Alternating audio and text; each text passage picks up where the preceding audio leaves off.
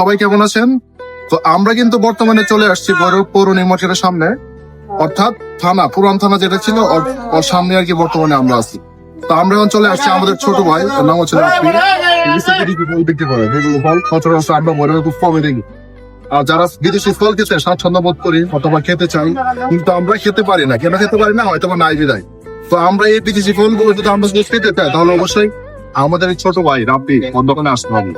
তো এর দোকানে বিদেশি কিছু ফল আছে, যেমন এই ফল 650 যেটা হচ্ছে হলো, পাশাপাশি এই যে একটা লিচু, এটা কিন্তু থাইল্যান্ডের। একদম 650। তো এটা লিচু যারা পছন্দ করেন অবশ্যই আপনারা নিতে পারেন এই যে রাব্বির দোকান থেকে। পাশাপাশি এটা হচ্ছে চেরি ফল আমেরিকান, এটা হচ্ছে 6 কেজি। এটা চাইলে আপনারা নিতে পারেন 600 টাকা।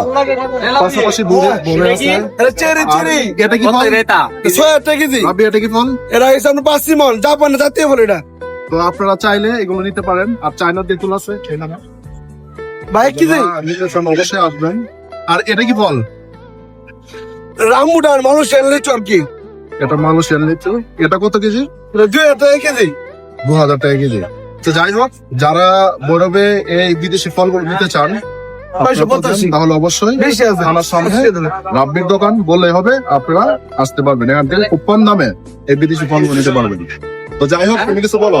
না আমি কি করবো, আপনার তো বলছেনি যারা আইব আপনার ভিডিও দেখে আর কিছু কম পাইবো।